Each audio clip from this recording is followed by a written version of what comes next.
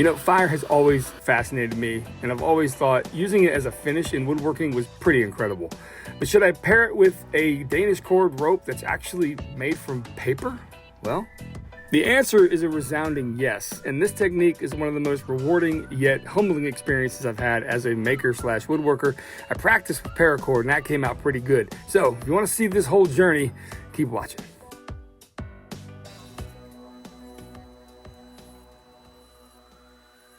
All right, the first order of business is to actually practice this technique. So I'm cutting down some plywood here and we're gonna join it together to kind of make a, I don't know, small bench of some sort. So you can see now I've layered these plywood pieces together. These are 1/2-inch strips. I'm doing 3 at a time to give me these kind of makeshift, I don't know, table legs, bench legs, chair legs, whatever you want to call them. A little bit of glue, spread it out, brad nails, good to go.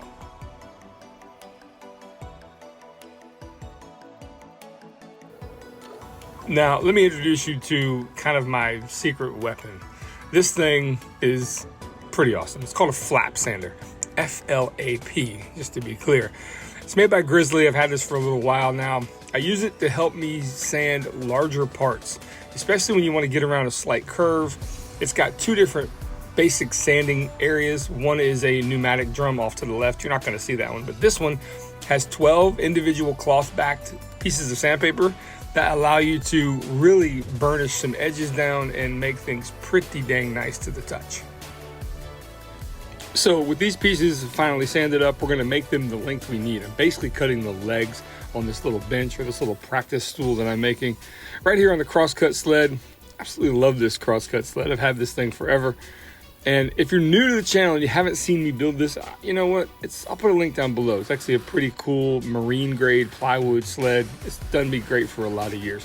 You're gonna get another look at this flap sander here, kind of really tidying up the edges. Now you've got to be really careful. I will tell you, this thing is spinning counterclockwise. So if I don't have a good grip on this, this piece could come flying out of my hands. It has happened on occasion, but you got to be real careful with this tool. This isn't a tool to be used, I guess what I would call lightly. Always be ever present when using it, like any other power tool. And also, I unplug this when the kids are around. I don't want this coming anywhere near, like my daughter's hair, for instance. So if you ever do invest in one, just be careful. So as I'm fumbling around with this paracord, I figured I would try to use it to do a, well, kind of a Boy Scout knot here. It's mainly just kind of a hitch, a trucker's hitch that I'm using as a band clamp. Does it work? Well, yes. Would I use it again? Maybe. Basically, if you see how this works, I'm not going to tell you how to do a trucker's hitch here. There's plenty of videos on that. But it does work. It kind of puts it in place. It gives it a pretty good little hold here where you're still able to manipulate the pieces. I wouldn't recommend using this over, say, like a bandy clamp or whatever those are called, like a band clamp where you actually can wrench it down with a mechanical advantage. Although this Boy Scout knot did work okay for what I was using, but I did bring in the clamps eventually and said, screw it, you know what? Let's just use the clamps to get this thing done. You win some, you lose some, but it would work in a pinch. So again, the purpose of this in building this isn't to make it 100% structurally sound, although I'm kind of fumbling through this process with various screws. But I will say it is to practice, right? I've seen a few pictures and I've read a little bit about this Danish cord technique. I'm gonna tell you right now that there is a really intensive course done by Mark Spagnola, the Wood Whisperer, which I didn't know about until after I finished, not this, but the actual Danish cord set. I posted some stories on Instagram and some people were like, did you follow this course? Well, no, I didn't. But Mark, honestly, it's done really well. I'll actually link it down below too. It's in his Wood Whisperer Guild. It looks like it has a lot of great tips and tricks and how to get this done. I, for one, didn't follow it. As you're gonna see, I made quite a few mistakes. But anyway, this process was one of those things where I was like, it can't be that hard, right? Let's just try this out. And we just kind of followed our nose to figure it out. And you're kind of joining me along that ride now.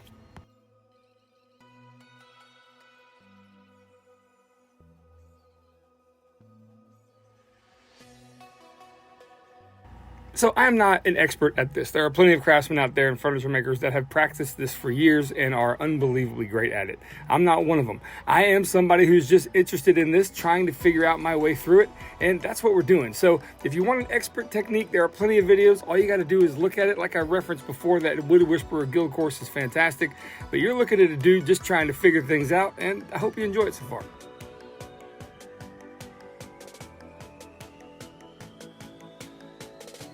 All right, with half of the cord already wrapped, it's time to now weave the other parts up and down each one of those sets of paracords.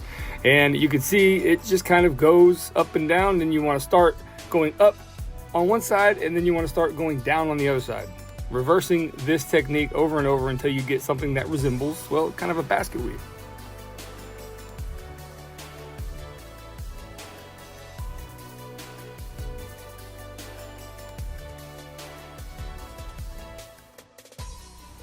And we've come to a section of the build where I'm not exactly sure how to finish it. So I'm gonna take this and kind of flip it upside down, and maybe the best bet is to cut some off. You gotta be confident now. You don't wanna cut if you're not ready. Melt the edge so we don't get a bunch of frayed knots. And then I'm just gonna kind of push everything in place and then tack it in place with a nail.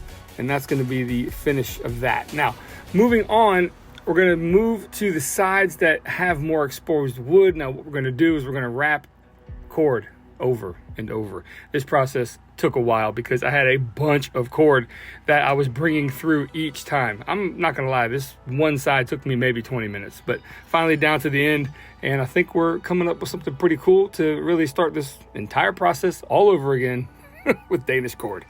So some of you may remember this project. It's a coffee table made with exploded festival dominoes to show you how it all works. There's the table base, and that's what I'm going to use to make this bench. However, upon further review, it wasn't quite strong enough, so we're going to make something from scratch. I'm going to use my Avid CNC here to flatten out some ash. This is 8-quarter hardwood. I think ash is a hardwood. Either way, somebody will correct me. I know if I'm saying it wrong. I don't have a jointer or a planer anymore in the shop, and this is what I'm using, and it worked out pretty well. This 2.5-inch surfacing bit really comes in handy. I use it to flatten the bed of the CNC as well, but it also works well as a planer. So with both sides flattened up, it's time to bring it over to the table saw, and we're going to cut out the pieces to make the frame of the bench and the legs as well. So I technically didn't joint these on the CNC, I just planed them, but I am going over to the table saw and technically jointing them a little bit. I don't really need these joints to line up 100% perfect like a joiner, although it did pretty well, and there is hardly any gap between the pieces. After putting a few dominoes in, I've got a rough kind of idea of what I want this thing to look like. You can see there's, well, that's kind of the shape of it. We're going to take it all apart, and we're going to cut some tapers in it. And this is a tapering jig I made a few years ago. I actually have plans for it. Got a lot of good feedback that this works really well. So if you want to check that out, it'll be down below too. And honestly, it works great, and I don't use it very often, but if you need a taper, my goodness, hey, it's a good one. Now, I don't have dust collection hooked up to a router, so I'm just going to do this on the CNC bed because eventually I will clean this bed, and it is a mess as we speak. So I'm basically just taking a small 1/4-inch round over bit, and we're going to make these things look like 2x2s from the hardware store. All right, so I'm using some of this Quick and Thick from Tight Blonde, and it is Tight Bond, not Tight Blonde. This is a family show. This is not. That's a totally different topic, and we're just going to move forward. All right, so we're going to glue up the ends together and let those dry, and then, yeah, I forgot to hit record. Anyway, that's it. It's all glued up. A couple little nuances I had to fix with some clamps, but I think everything's pretty square, so, yeah. All these clamps to keep everything square, and I know it's tough to do this from the bottom of the legs. But we're talking like 41 3/4, okay? Just take my word for it, it's hard to film. And 41 3/4 plus a 16th. I can live with that. So a fast setting glue was fine for this. It wasn't that stressful of a glue up. It was pretty straightforward. and it worked really well. Anyway, moving on, we're gonna go ahead and put the nails into the bottoms or in the backs of these, but I realized I did the pillaring effect on these legs before I did this dry assembly, and I've got a few gaps, so I'm not real happy with that.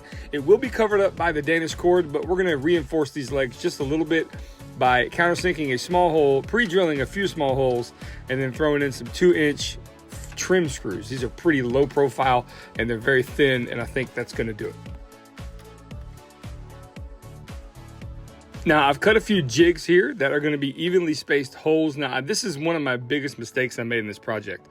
On the long stretch of this, as you see me just kind of tacking in a nail to give me a reference on where to pre-drill, these holes should have been staggered. The reason being is that if you basically, you probably already know what's coming. If you nail a bunch of nails into one continuous line in a very straight grain piece of wood, that piece of straight grain wood has a tendency to split right where you put all those nails. Luckily, we didn't have that issue going forward, but I dodged a bullet, but I should have had these absolutely been staggered. Either way, we're gonna pre-drill these holes at a slight angle for the nails to be facing upwards a little bit, and we're gonna move on to the finish. I decided, well, why not do the Soshugiban method? Ash looks great when it's burnt, especially after you put a little sandpaper on it, after it's burnt, after you get that cool effect, and put a little oil on it. And that's exactly what we're gonna do. So using a blowtorch here, I'm just gonna take my time and methodically go through this and get a nice even coat, or a nice even, I guess, you know, what is it, a coat? It's a coat of soot, but apply this very evenly. I say apply, I guess deform this very evenly, and then come back with it. You're gonna see here, I'm gonna be finished. I'm gonna bring it back inside, and I'm gonna take some of these Scotch-Brite pads, and I'm gonna go ahead and start kind of getting some of that soot off there, but I'm making an absolute mess. Take it back outside, put some gloves on, finish this process up.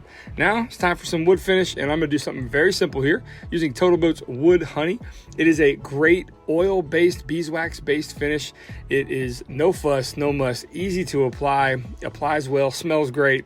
I got a lot of good things to say about it. It's basically foolproof, and be careful with it. You don't want to go too crazy. You don't want to have too much spillage here, and this is what will happen to you. But check it out. There'll be links down below as well.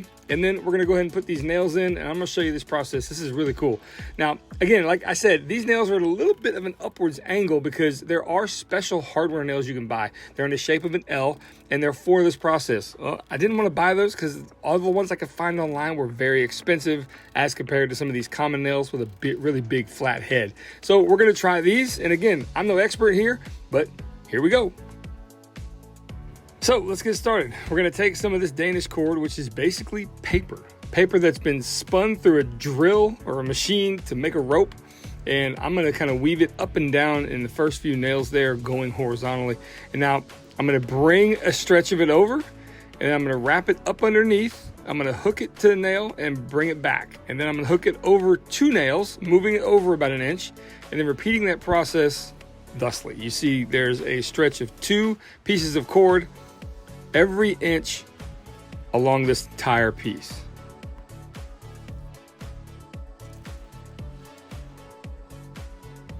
And here is the setup. I purchased this from Amazon. It's 1,700 feet of Danish cord. I think it was only about 60 bucks. So I've got a lot of cord here to work with and practice with. Good purchase, and it looks like I'm gonna be doing some of this in the future, a bit more. As you can see though, there is a tightness you need to have with this. Now don't go too crazy. As far as I can tell, it looks like you want to make it tight, but not too tight. It's kind of just so. I don't know if there's any type of like rhyme or reason to it. And the reason being is that once it's all put together, even if you do it pretty loosely, it's still going to be pretty tight. I mean, it's going to be a nice piece of furniture, at least in theory. This is the longest part that is, oh my goodness, this took forever. The only part that you have to actually completely bring the cord all the way through over and over is wrapping the sides. Now what I've done here is I've measured out what it takes to cover each of those sections. I've got 30 exposed sections. So I'm gonna do some math. If it's, you know, however long this was, 20 something inches, I'm gonna multiply that by 30 and I'm gonna extend it out. Let's do it, extend this and basically just walk it. Oh, I dropped it.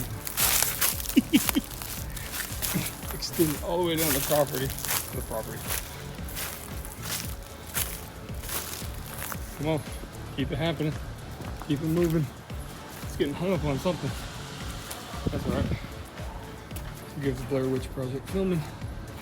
And there we go. I think that's probably the best way to do that. So I need to do that by both sides. So two of these.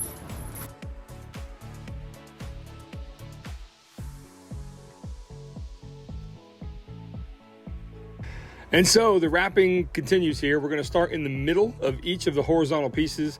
I'm going to double wrap that middle section, kind of cross hatching it. And then we're going to just basically wrap this thing around each open section about 4 times, pulling the material through over and over again. This took a long time. And honestly, as you're doing this, don't expect this to happen quickly. This is a process that is a bit methodical and it does take some time. I spent a total of probably 8 to 10 hours doing this my first go around. Probably because I didn't know what I was doing at first, but it does kind of wear and tear on your hands a little bit too.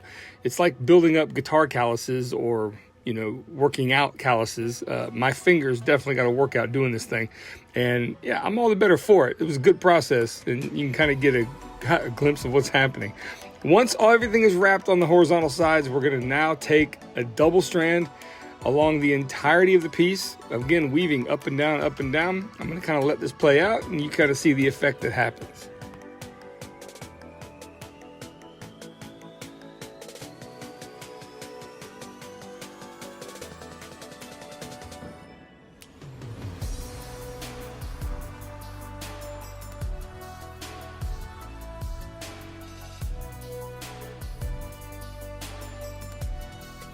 Okay, I'm not gonna lie, man. My hands, they hurt, dude. This is all I got left. It's really satisfying to do this and see this come together. Of course, I've got this tool. It's called a Marlin spike. If you've never heard of one of these, you can find them on Amazon. It really helps you kind of get into the nooks and crannies to move things around if you need to. Anyway, I'm gonna keep doing it. So the home stretch is upon us, but I will tell you, when you get to this point, it does become a bit more difficult and tedious because you don't have the room to put the strand through up and down. You've got the small, narrow window, and when you do that, it gets kind of tangled up, and you gotta take this Marlin spike and make sure everything's lined up just perfectly. I would say this, I am glad I purchased this thing. You could probably use like a blunt screwdriver of some sort, but I don't know if I could have gotten through the end of this project with a tool like this.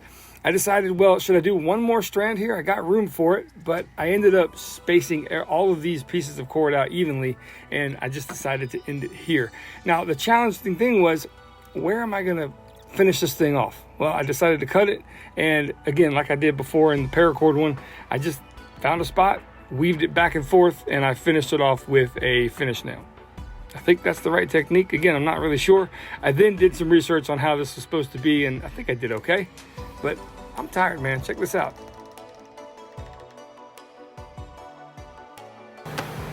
Okay, I don't even care that it's not 100% evenly spaced. I've spent like the last 10 minutes. I'm tired. I don't know why this exhausted me so much. I'm gonna have a seat. Oh, the carrot shop is messy.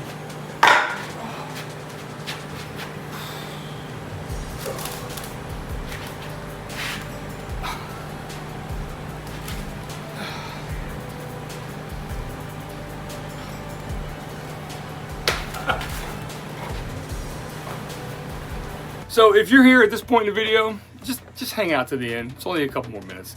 I really appreciate you guys being here. I got a couple things to announce and a couple things just to tell you about this. Let's talk about this first.